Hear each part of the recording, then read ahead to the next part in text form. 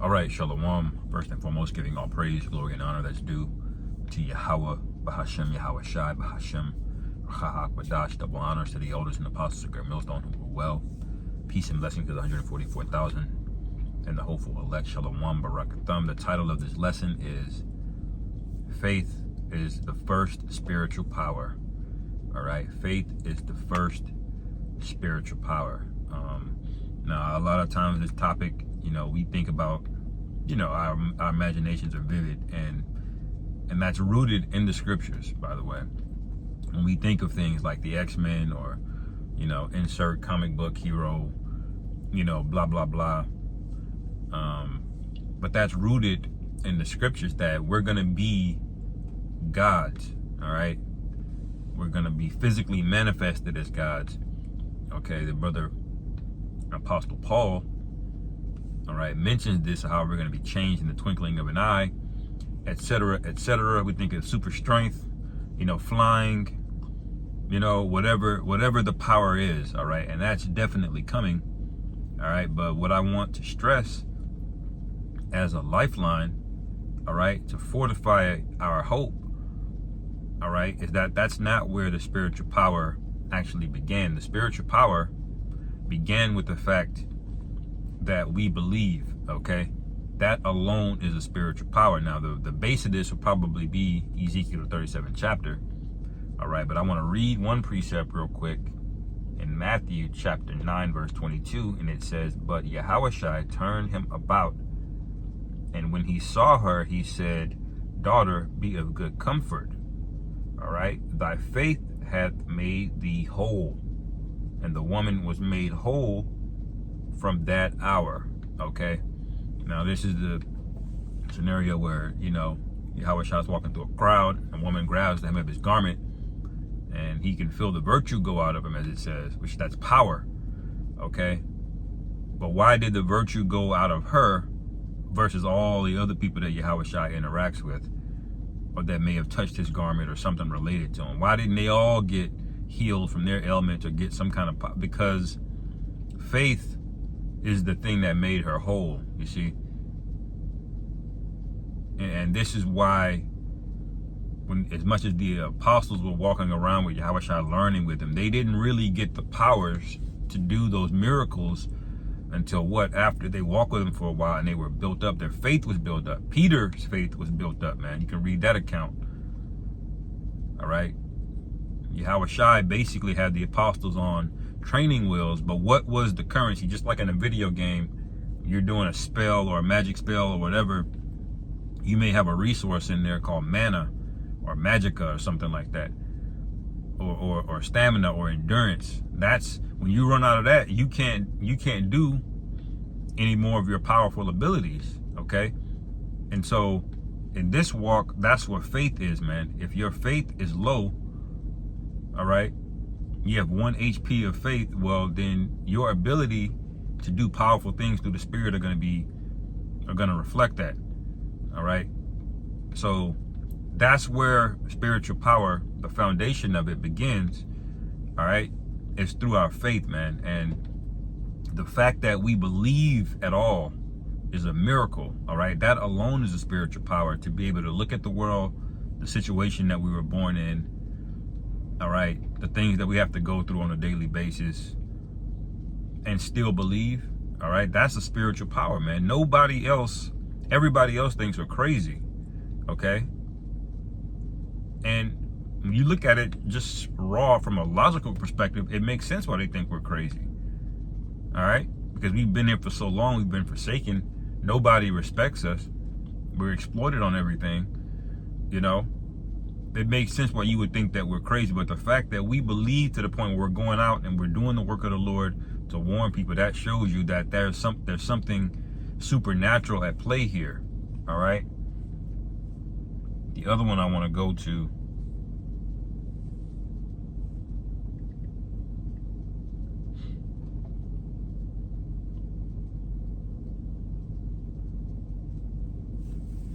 Hebrews chapter 4, verse 1, let us therefore fear, all right, lest a promise being left us of entering into his rest, and any of you should seem to come short of it.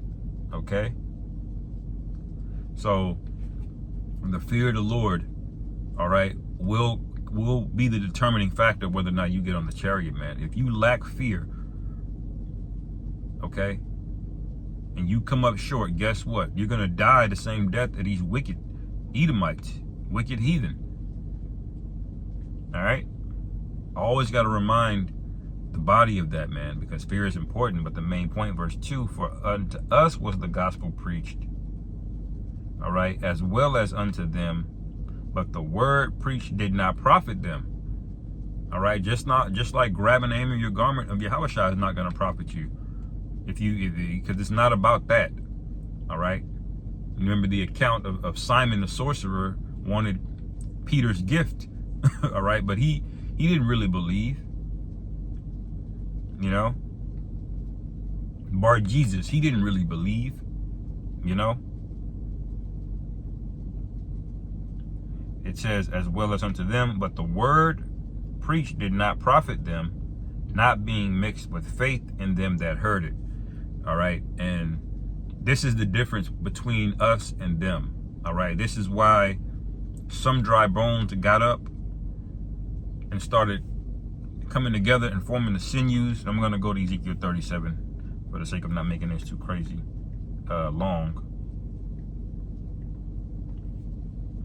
Okay. So there were particular dry bones that got up. The rest of the dry bones just laid there. Why did they just lay there? Because they were not mixed with faith, man. What caused those bones to get up? What's the root of it? What's going to be the catalyst for why we come into the faith and get spiritual powers and have supernatural intervention, that standard that's talked about, that's going to be lifted up for us in the book of Isaiah? Okay. What's going to be the cause of that, man? It's faith.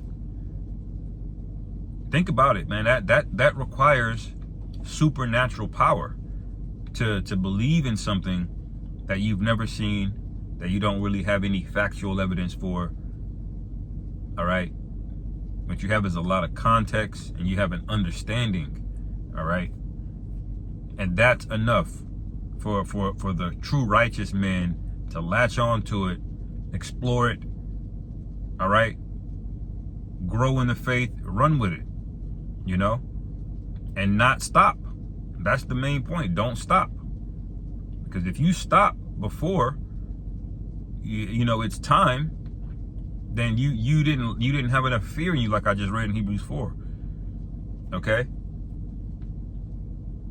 And faith is not something that you want to run out of, man, especially in the times coming, because we're going to literally need spiritual power. We're going to literally need divine intervention. All right? And trust me, when you see what's getting ready to happen in the earth, it don't matter how skilled you are. You could be a Navy SEAL, man. Okay? You could be a billionaire and a Navy SEAL. All right? It ain't going to be enough. All right? Why? Because the Lord is visiting this place. And this was spoken about thousands of years ago, man. All right?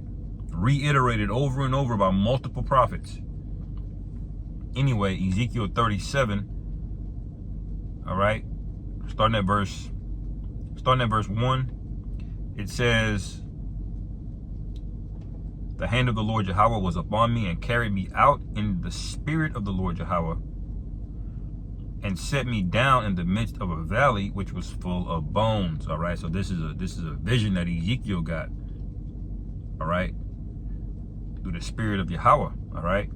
It says, and caused me to pass by them round about, and behold, there were many, very many in the open valley, and lo, they were very dry. The precept to this, with those dead bodies were lying in the street in what you spiritually call Sodom in Egypt, in the book of Revelation.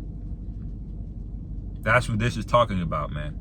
That's what we were coming out of chattel slavery. We went from having our heritage, our language, everything beat out of us, man. And then we were force-fed perverse doctrines that made us think that we're subhuman and that Esau is a god, the basis of all men. He's the God. To come out of that to knowing who you are, man, that's spiritual, man. That's a spiritual power. Okay? And if you can't believe that, then you're not going to get any physical spiritual power, man. All right? Skipping down to verse 5, it says, thus saith the Lord Yahweh Ba'ashem Yahushai, unto these bones, behold, I will cause breath to enter into you, and ye shall live. Now, this is the same breath that you see spoken about in Genesis, the 2nd chapter with Adam. Okay, when he breathed the breath of life into Adam, that's what it's talking about. It's not talking about him physically creating, you know, the body of Adam.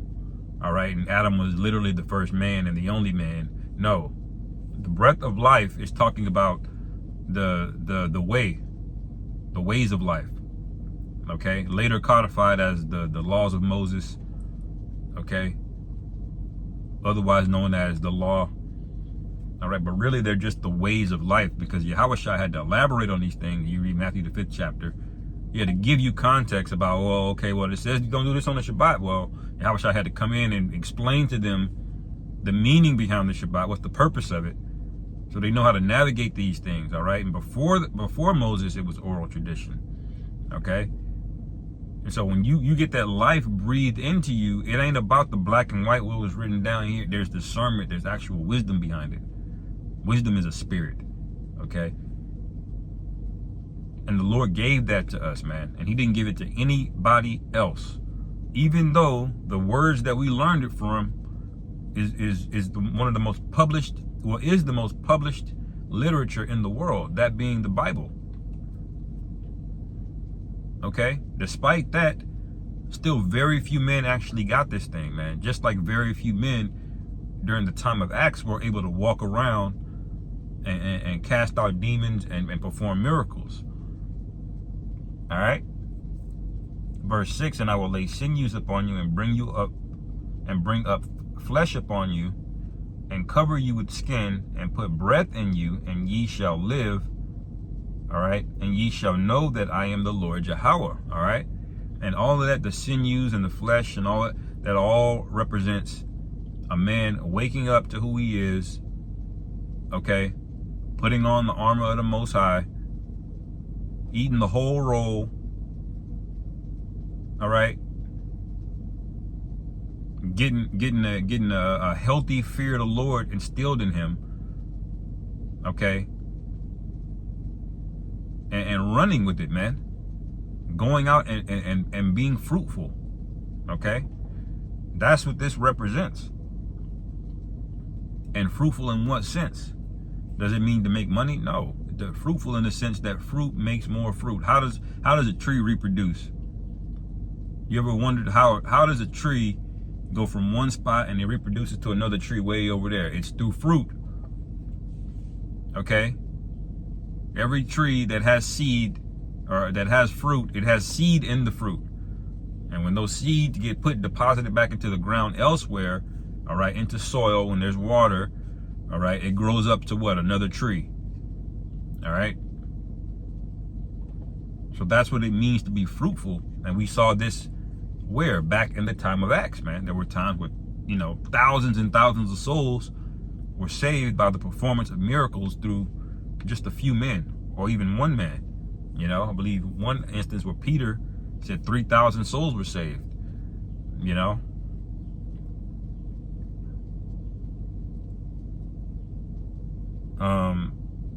verse 7, so I prophesied, and as I was commanded and as prophesied, there was a noise, and behold, a shaking, and the bones came together, bone to his bone. All right, and when I beheld, lo, the sinews and the flesh came upon them, and the skin covered them above, but there was no breath in them. Okay, now that's a pause. All right, because there's a scenario where, you know, there's a group of individuals, they know that they're Israelites, they wake up to the truth. Okay, they'll even go out on the street corners and preach, they'll do videos, but ultimately they're just an assembled body. They're just a body. The flesh is not in them yet. All right, and there's only a matter of time before your flesh gives out. There's no spirit in it, man. you know? And that's a lot of these guys. There's really no breath in them, you know? They walk and talk and act like men of the Lord. All right? Well, I should say they walk and talk like it, but, you know, their actions over a course of a period of time, all right, it illustrates what? They really don't have the breath of life in them. A lot of guys, they get tired, like those guys, the spiritual life lesson guys, they're out. I watched the last video they did like 3 months ago, and even in the end of the video, they were saying, hey man, that's why we only come out here every 2 or 3 weeks now, because y'all don't want to listen, you know? And we may not be out here, we ain't gonna keep doing this, man, if y'all ain't gonna listen. Something along those lines they were saying. And that was 3 months ago, and they haven't went live since. And you know why that happens?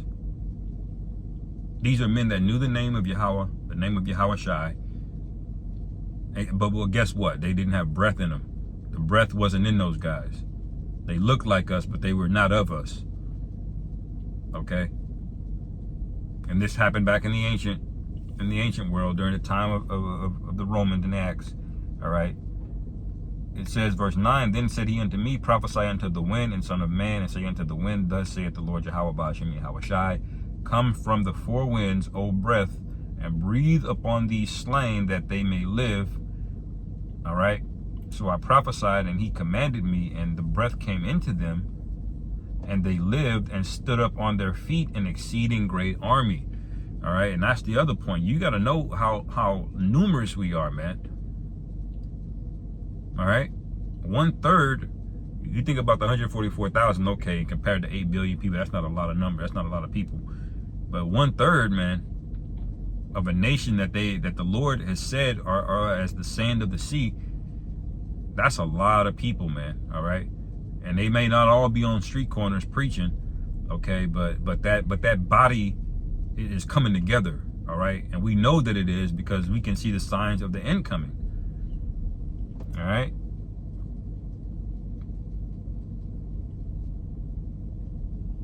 Let me see.